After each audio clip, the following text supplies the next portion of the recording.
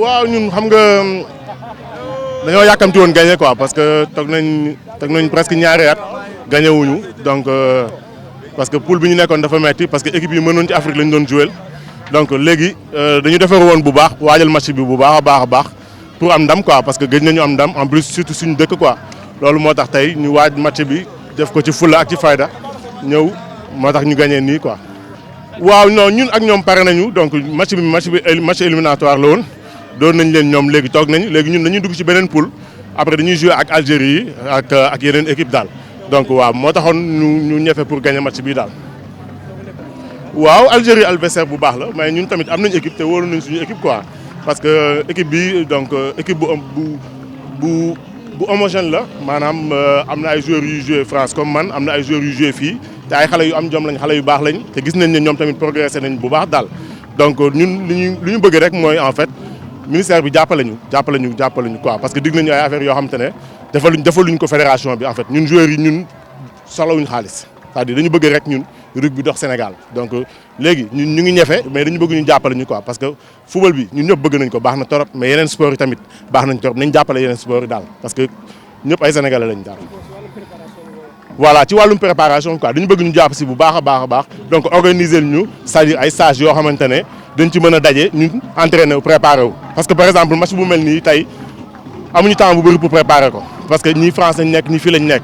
donc presque ñun mercredi lañ commencé entraîner pour ñëw jouer samedi xam nga waroon nañu mën a par exemple boo xoolee équipe bi mën Algérie chaque ñaari weer dañ def ay stage yoo xamante ne soit biir France wala biir Algérie ñoom ñu daje entraîner seen biir comme ça joueurs yi gën a xamante quoi parce que ku nekk club bi ñu nekk bokkul donc foog ñu entraîner ndoo pour ñu mën a xamante pour que après équipe bi gën a mën a dox daal loolu daal la ñuy ñaan en fait ministère bi mu dimbali ñu ci côté boobu noonu bu baax a baax daal. rugby féminin bi deewul en fait mais.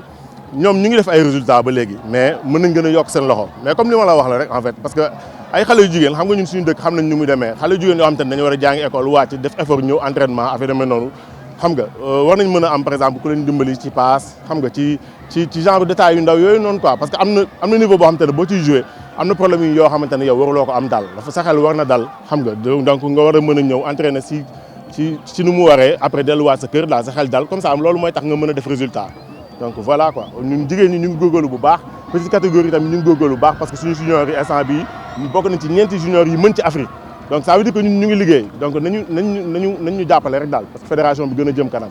waaw mais xam nga problème mu terrain moom en fait fi mu ne nii Sénégal sport yëpp la bu ñu demee ba ñun suñu terrain bi nga xamante ne moo gënoon ci terrain yëpp mu mel nii loolu gàcce la daal war nañ ci góorgóorlu bu baax a baax parce que sport en fait dafay dundal xol dafay defar doomu aadama donc war nañ góorgóorlu bu baax a baax ci defar terrain yi parce que mënuñu am terrain bi gën ci Sénégal mu mel nii loolu gàcce la daal gàcce la te ñàkk toppatoo kese la parce que ñun ñëwoon nañ fi ay at ci ginnaaw terrain bi baaxoon léegi tey bu mel ne nii en fait daf ñuy metti bu baax a baax donc nañ ci góorgóorlu parce que infrastructure sportive du yàq loo xamante ne dafay jëriñ ñëpp la donc voilà quoi.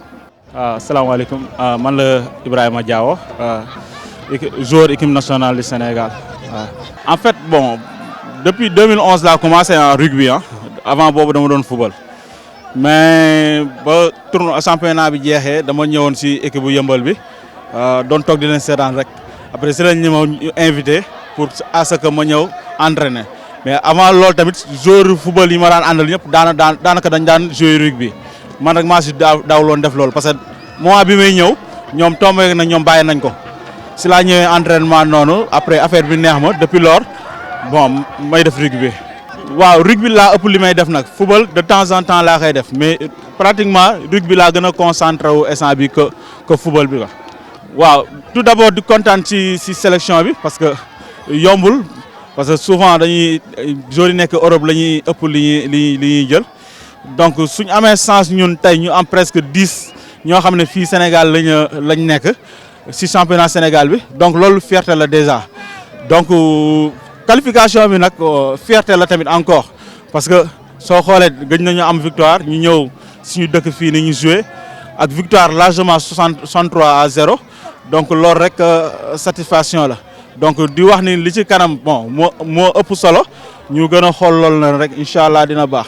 waaw amaana ñun ñoo ko xaw a ëpp doole tuuti mais rugby loolu daanaka amu ci yaa ngi ko maanaam bon xaw na faible tout par rapport ak ñun parce que au moins ñun demoon nañ ba si poule A bi redressé waat donc lii rek danañu permettre ñu mën a relancer waat encore pour mën a demaat si les gros quoi.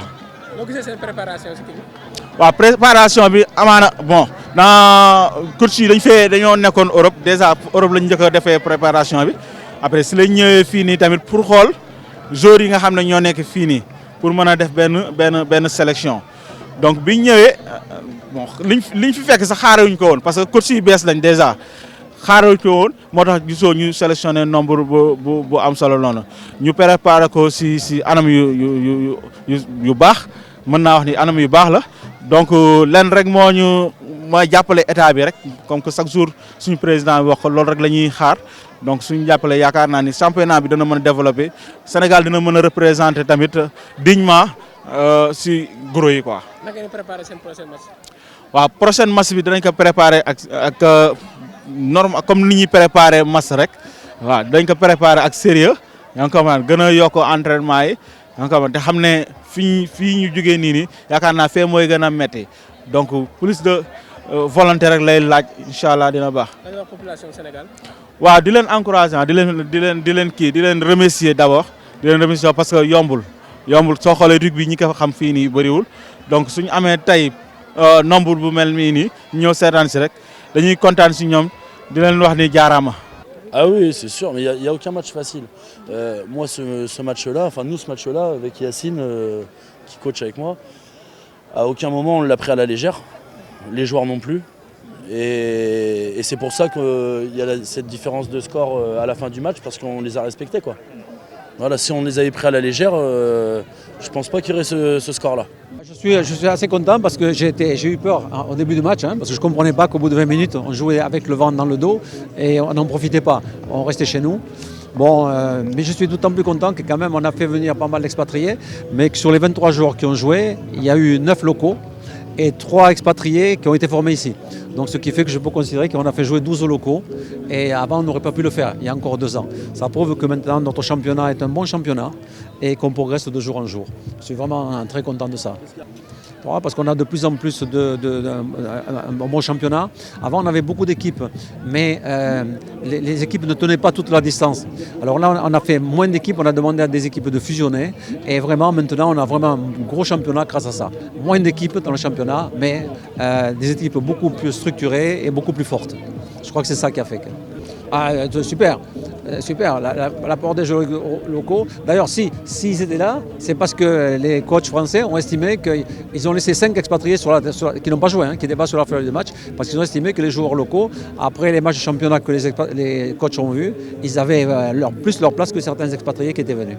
Donc franchement, je suis très content de voir qu'on a pris beaucoup de locaux et que ça va continuer, il va y avoir une grosse émulation maintenant. À la prochaine échéance, bon, l'Algérie, ils ont une très bonne équipe parce qu'ils ont beaucoup de joueurs qui jouent en France. Il y a beaucoup de doubles nationaux. Et puis bon, nous on vous remercie de nous avoir couverts, les radios, les télés. Ça permettra peut-être à des sponsors de venir nous rejoindre, de nous aider, puisque le ministère ne nous aide pas. Bon, j'espère que maintenant les sponsors vont nous aider un peu plus. Parce que c'est compliqué, les matchs de rugby, c'est quand même chaque fois 30 personnes qui se déplacent, ça coûte cher. Et bon, nous on n'est pas là pour demander beaucoup d'argent au ministère. Mais quand on nous dit qu'on va nous aider sur une compétition, alors qu'on en fait 5, bon, même cette compétition-là, on ne nous aide pas et c'est dommage. C'est dommage. Bonjour, je m'appelle Abdelkarim Fofana, je suis joueur de l'équipe nationale du Sénégal de rugby à 15 et j'ai 23 ans. Bon, déjà après cette qualification, c'est un sentiment de fierté parce qu'on était sur une spirale un peu négative qui était de 6 défaites, toutes compétitions confondues. Et puis aujourd'hui, il fallait relever la tête pour reprendre une bonne dynamique, donc c'est un sentiment d'être heureux, quoi. C'était pas évident, on a dit qu'il fallait les prendre au sérieux et c'est ce qu'on a fait. Les 20 premières minutes ont été difficiles, mais on n'a pas lâché. On a su relever le bateau et mettre notre jeu en place pour après dérouler, quoi. Mais bon, l'équipe de l'île Maurice a été vaillante du début à la fin et puis voilà, quoi. Aujourd'hui, ils ont montré qu'ils avaient des capacités. On les connaît, les Algériens, on les a joués l'été dernier, on perd de peu avec pas trop de préparation. Là, cette année, on y va dans 6-7 mois, ça va être un match difficile, mais bon, ils nous connaissent, on les connaît et on sait que ça va être un match difficile de 2 côtés. Et puis voilà, ça va être un bon match, on va pour gagner, bien sûr. Puis voilà, quoi, que ça soit. Qu'est-ce qu'il faut? De l'envie, des tripes, les moyens aussi pour bien se préparer. Puis voilà quoi, aujourd'hui on a la chance de jouer contre l'Algérie, de prendre une revanche dans 6 mois. Et bien on va la saisir quoi. On a perdu l'été dernier et peut-être que là on va gagner chez eux quoi. Ben déjà pour la famille quoi, les parents etc quoi. Donc et puis même il y avait un projet un peu plus, on va dire un projet attirant. Puis on m'a proposé de venir il y a 5-6 ans et puis j'ai accepté et depuis j'y suis avec les frères. C'est une deuxième famille quoi, mis à part il y a le club et il y a la sélection, c'est la famille quoi. Ah non, je ne regrette pas mon choix. Certes, il s'est passé quelques turpitudes pendant ces 5-6 ans, mais bon, au final, on a toujours resté soudés. Les conditions plutôt les conditions, des joueurs qui partent, il faut vite les remplacer à des postes clés surtout, donc c'est difficile quoi. Chez vous, d'abord ? On se sent chez nous déjà, tous les joueurs, et avec un sentiment de fierté, c'est très important. Car venir chez soi avec un sentiment de fierté, ça donne envie de tout donner pour la nation et être à 100% à chaque fois. Donc voilà quoi. Exactement. Et il est en progression d'année en année. On a vu là derrière, aujourd'hui, on a joué avec 8 ou 7 joueurs locaux titulaires. C'est une des premières fois en sélection depuis que j'y suis, depuis que j'y suis là. Et même les anciens qui étaient avant moi, c'était la première fois qu'ils jouaient avec autant de locaux. On voyait le match aujourd'hui, ça ne change pas, que ce soit des locaux ou même des expatriés comme nous, ils ont fait le boulot et puis d'année en année ça progresse. Puis voilà quoi, je ne m'inquiète pas pour le rugby sénégalais quoi. Mes ambitions personnelles c'est de monter, aller le plus loin possible avec la sélection quoi. Aller le plus loin possible où on pourra aller. Puis voilà quoi, on prend les matchs comme ils sont, on montera petit à petit, crescendo, on verra comment ça se passera, mais bon. Tous les matchs on les aura à 100% quoi qu'il arrive. Moi j'ai eu 3e ligne centre, numéro 8. Je peux jouer au 3e ligne aussi. J'ai 23 ans et je joue au rugby club de Suresnes quoi. Qu'est-ce qui a fait la petite différence? C'est la qualité des joueurs et la qualité de la formation qui est en train de se mettre en place actuellement au Sénégal. Ils sont beaucoup en train de former des joueurs au Sénégal et ils évitent de venir prendre des joueurs en France. Ensuite, on a joué beaucoup sur la vitesse et l'explosivité de nos joueurs à nous. Le Sénégal a les clés pour faire face à cette équipe parce que l'Algérie est une équipe très très lourde. Et comme on l'a vu aujourd'hui, nos joueurs de derrière vont très très vite. Donc je pense qu'on a vraiment les clés pour pouvoir battre l'Algérie chez eux et en recevant l'Ouganda, les battre.